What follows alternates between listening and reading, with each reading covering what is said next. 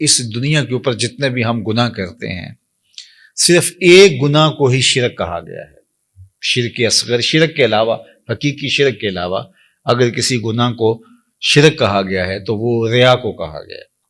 ریا میں انسان اس عمل میں کسی بندے کو شریک کرتا ہے، یعنی کسی بندے کی رضا جوئی کے لیے، کسی بندے سے کچھ غرضیں سمیٹنے کے لیے، اور کسی بندے کی خوشنودی کے لیے، یا اپنے نفس کو اس میں شامل کر کے وہ ریا کے ذریعے سے اپنے عمل کو ملوث کرتا ہے، تو وہ عمل پھر خالص نہیں رہتا۔ تو صرف جو شرک اصغر کہا گیا اعمال میں سے، وہ ریا کو کہا گیا، اور یہ ایک رائی کے دانے کے برابر بھی قابل قبول نہیں۔ جہنم میں ایک وادی ہے، حدیث پاک میں آتا ہے کہ وہ اتنا عذاب ہے اس وادی کے اندر کہ ایک دن میں 600 مرتبہ جہنم بھی اس وادی سے پناہ طلب کرتی، پناہ مانگتی، اللہ مجھے اس وادی سے بچانا۔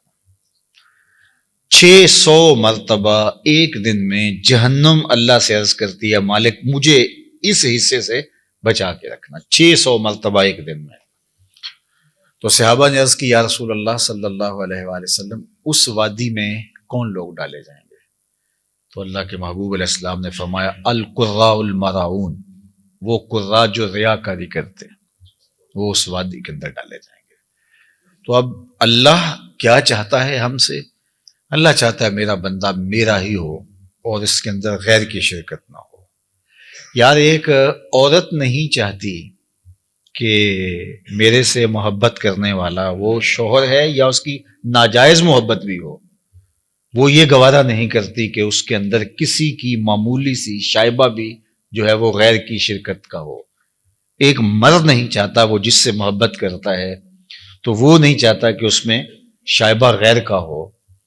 تو جو سب سے زیادہ غیرت والا نہیں، اغیر، سب سے زیادہ غیرت کرنے والا ہے، تو وہ کس طرح گوارا کرے گا کہ نفس شامل ہو، خواہشات شامل ہوں اور کوئی اور شامل ہو۔ قیامت کے دن جو لوگ ریاکاری کرتے رہے تو اللہ تعالیٰ ان کو بلائے گا اور وہ کہیں گے کہ مالک ہمارے عمل کی جزا، تو اللہ فرمائے گا ان سے لو جن کے لیے کرتے رہے، اور یہ وہ انتہائی ذلت ہوگی اس دن جو اٹھانی پڑے گی۔ تو محبت کا تقاضا پھر محبت کا خالص ہونا ہے، اور خالص للہ محبت ہی مقبول ہے، اور جو خالص للہ نہیں ہے وہ مردود ہے۔ تو اس لیے تھوڑی محبت ہو، وہ آہستہ آہستہ پروان چڑھ جائے، لیکن ہو خالص۔ تو یہ ہمارے دین کا، ہمارے رب کا، ہماری شریعت کا ہم سے تقاضا ہے۔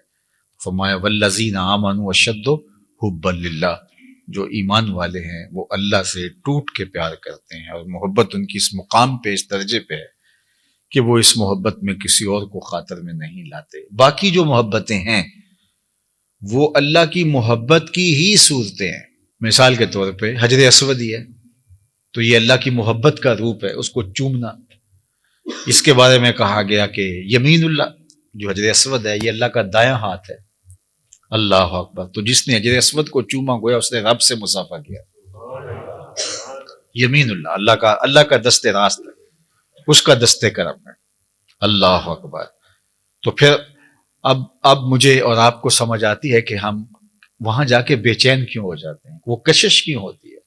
بعض کا تن مردہ کے اندر بھی جان آ جاتی ہے اور وہ آگے جو ہے وہ بڑھنے کو بے چین ہو جاتا ہے، اس لیے کہ اس نے دست کرم بڑھایا ہے کہ آؤ مجھ سے مصافحہ کرو۔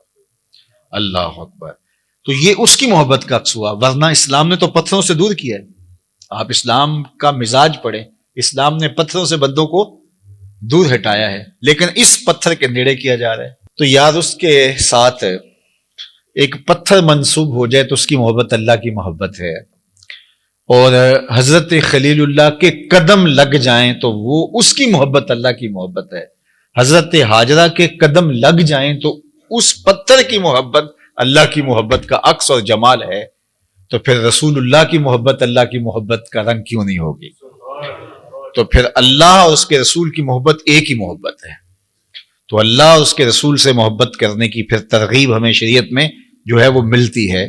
تو پھر اللہ اور اس کے رسول سے شدید محبت یہ تقاضا ایمان ہے، اور اللہ ہم سے چاہتا ہے کہ ہم اس سے بھی پیار کریں، اس کے محبوب سے بھی پیار کریں، اور اس کے محبوبوں سے بھی پیار کریں۔